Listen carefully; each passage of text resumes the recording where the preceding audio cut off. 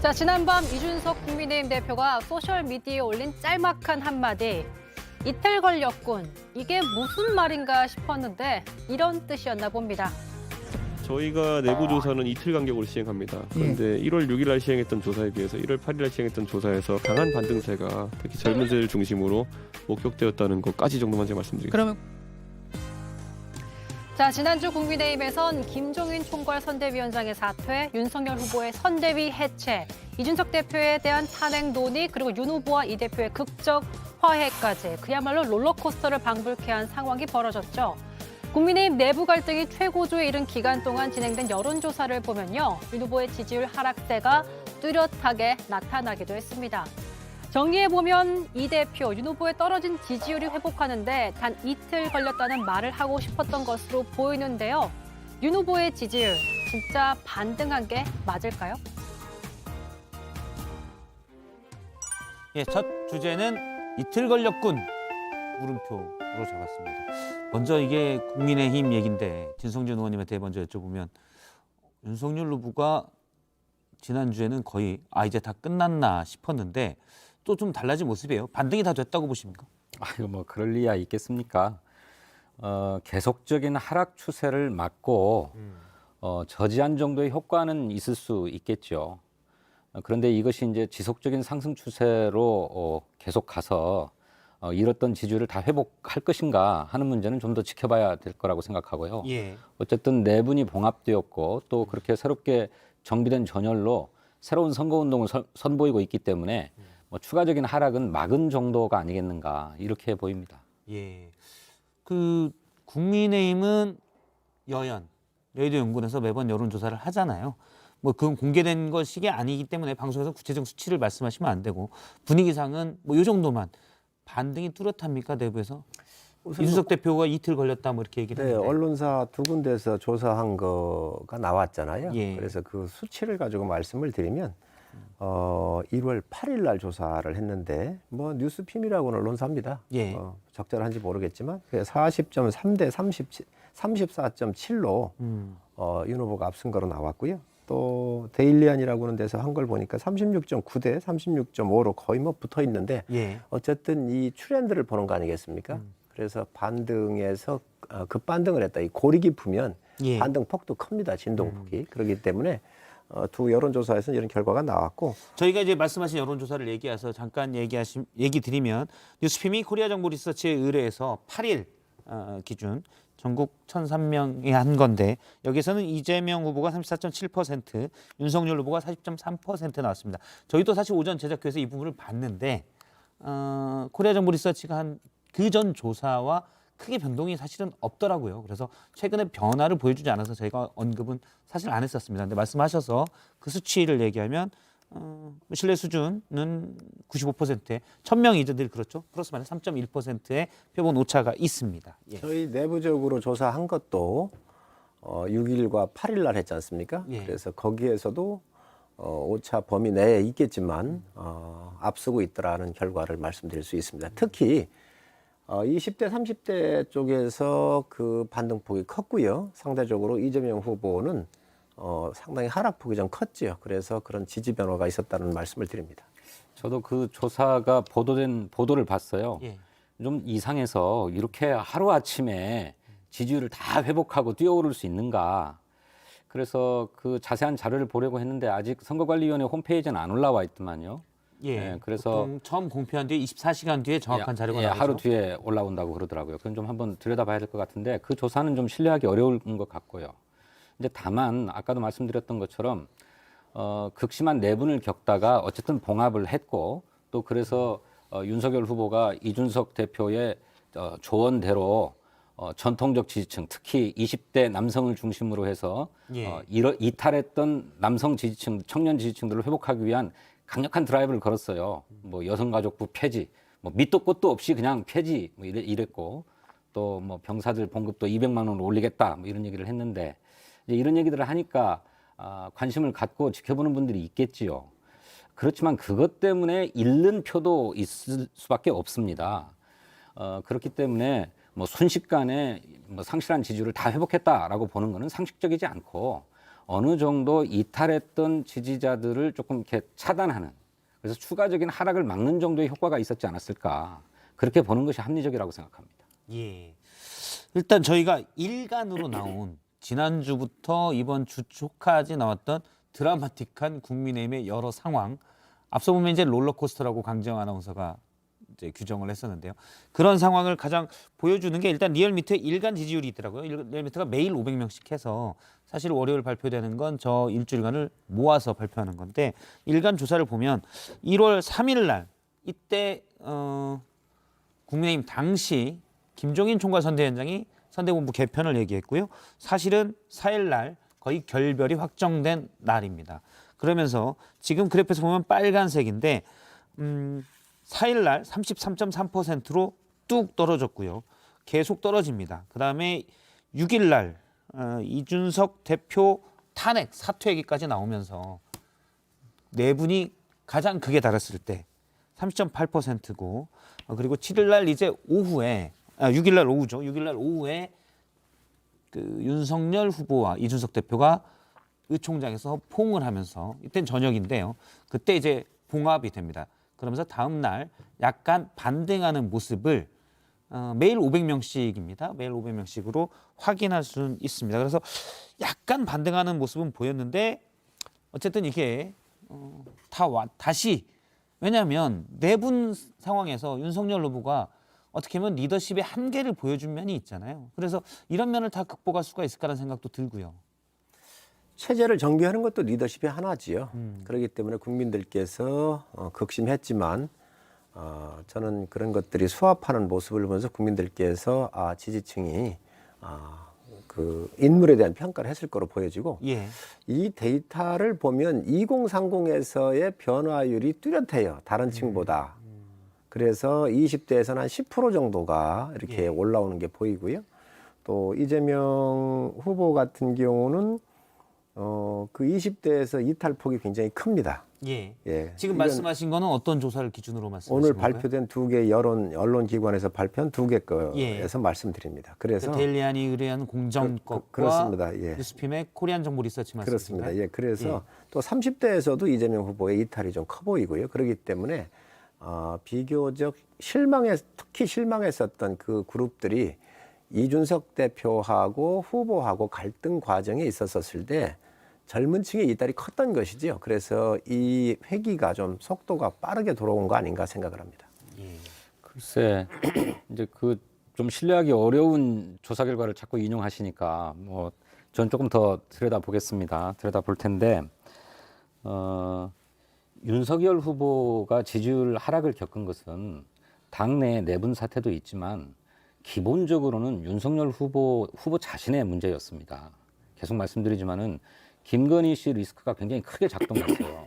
그것은 자기 주변과 가족들에 대한 문제에 대해서 윤석열 후보가 이중잣대를 쓰면서 윤석열 후보의 공정과 상식이라고 하는 큰 명분이 의심받게 되었거든요. 그다음에 두 번째로는 여러 가지 국정 현안에 대한 후보의 식견이나 인식이 대단히 부족하다, 수준 이하다라고 하는 평가를 받으면서 윤석열 후보 가지고 정말 되겠는가라고 하는 생각으로 이탈한 사람들이 굉장히 커요. 그게 이탈의 본질이거든요.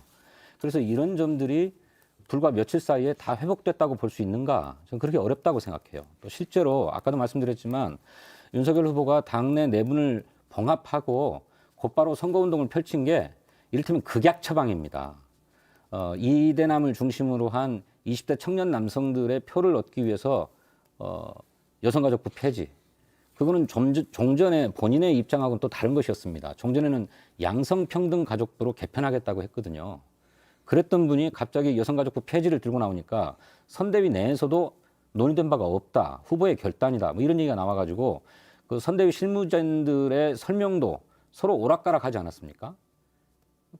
그럴 정도로 후보의 리더십이 선대위 전체에 관철되고 있는 것은 아니거든요. 또 두 번째로 그 이른바 멸공 퍼포먼스, 멸치와 콩을 사가지고 한 것도 말씀하신 것처럼 그야말로 정영진 씨가 인스타그램에 멸공이라고 하는 단어를 써서 사용 정지를 당한 표현의 자유의 위축의 문제였다고 한다면 그걸 정면으로 제기한 게 아니라 모호하게 그냥 나 저 평소에 멸치 육수를 잘 우려서 먹고 예. 콩국을 많이 먹기 때문에 콩 사러 왔다, 또 멸치 사러 왔다 이렇게 얼버무렸잖아요. 그러니까 그렇게 비겁한 태도들을 가지고서 어떻게 갑자기 지지율이 다 회복됐다고 얘기할 수 있는지 저는 이해하기 어렵다는 겁니다. 일단 멸콩 얘기는 제가 뒤에 또 준비한 게 네네. 있어서 예.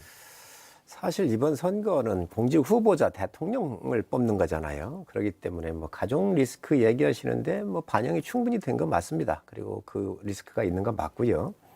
그렇지만 가장 중요한 것은 후보 본인들에 대한 문제예요.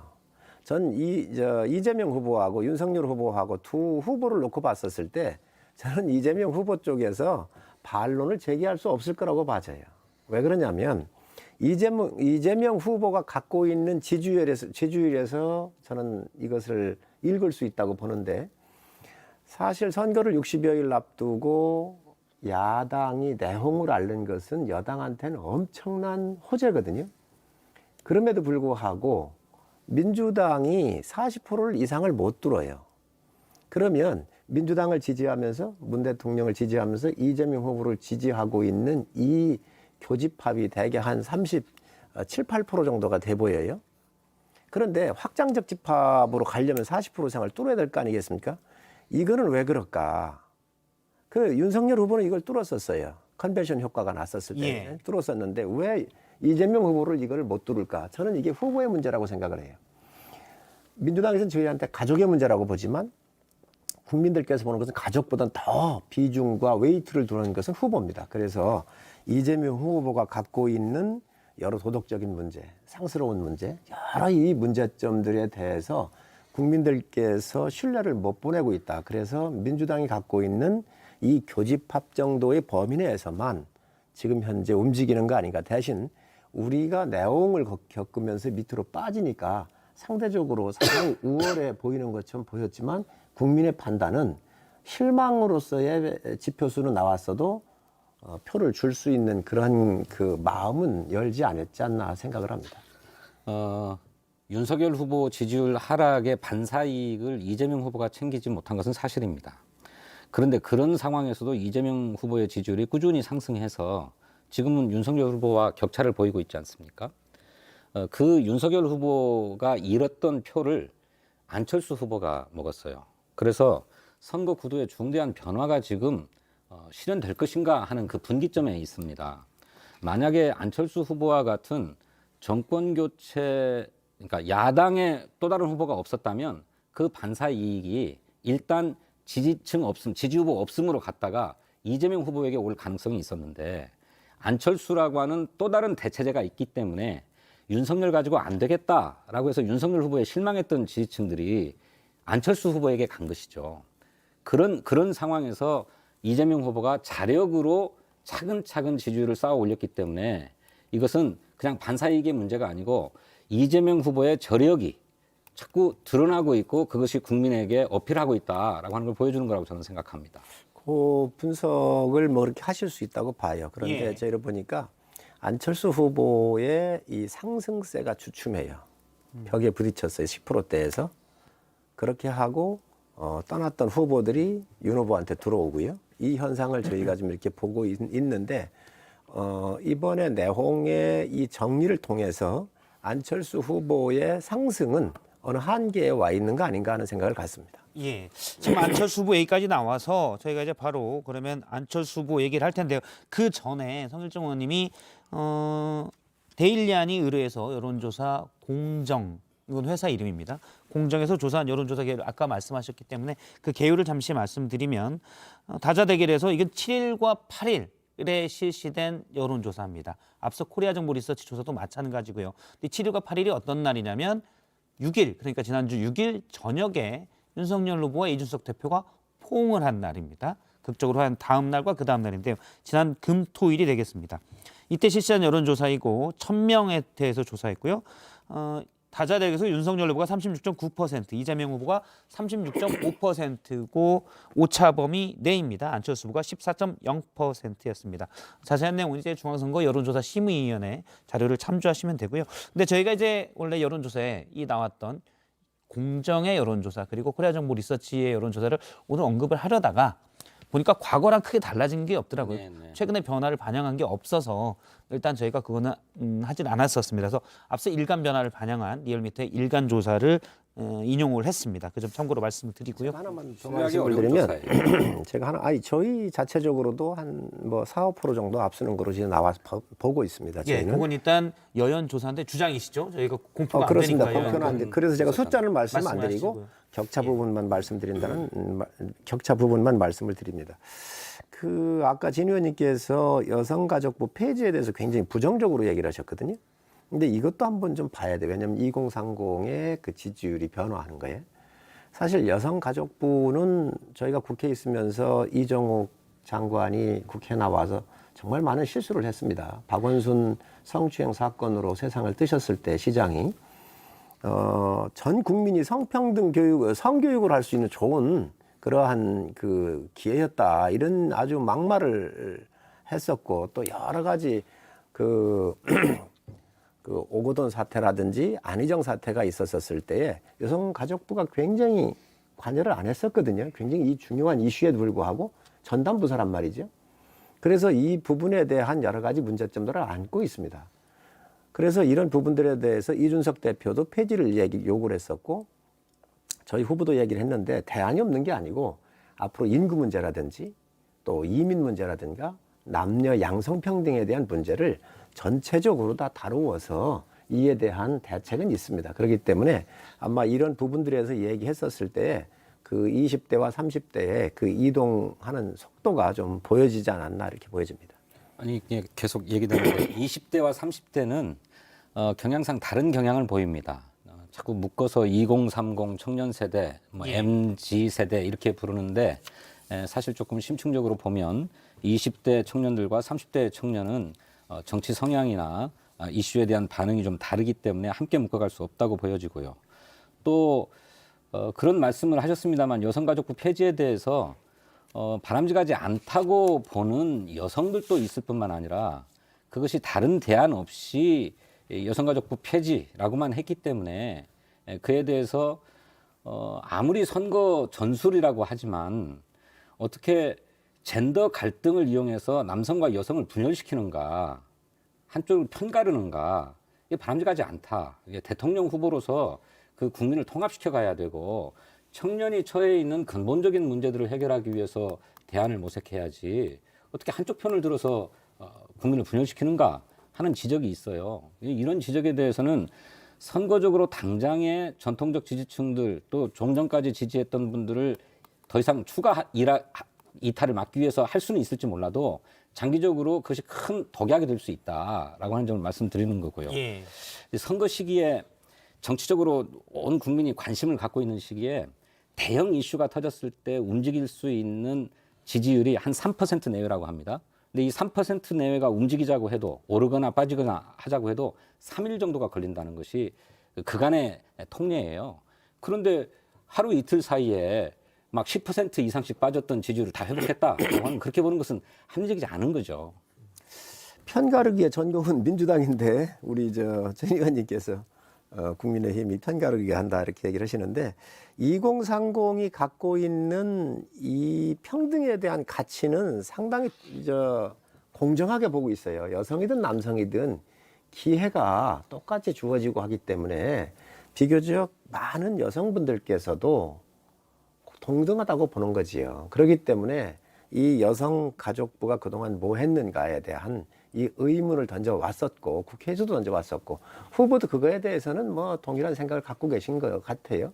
그런데 대안이 없는 게 아니라 앞으로 이민 문제를 비롯해서 아까도 말씀드렸지만 이 저출산에 대한 문제까지 함께 다루는 그래서 국회에서도 보건부와 복지부 지금 감염병이 굉장히 좀 창궐하고 있잖아요. 그래서 이게 앞으로 기후변화 시대에 따라서 굉장히 중요한 문제가 될 거예요. 그래서 제가 법으로도 내놨습니다. 두 개를 좀 분리를 하자. 그러면 복지 부분하고 이러한 양성평등 문제, 인구 문제 이런 것들을 함께 다루는 그런 대안을 가지고 있습니다. 예. 없는 게 아니고. 일단 뭐 오늘 윤석열 후보는 정부 조직 개편을 얘기하면서 여성가족부의 문제는 다른 부처를 신설할 수도 또는 여러 부처에서 같은 일을 뭐 수행할 수도 있다는 취지로 얘기를 했습니다.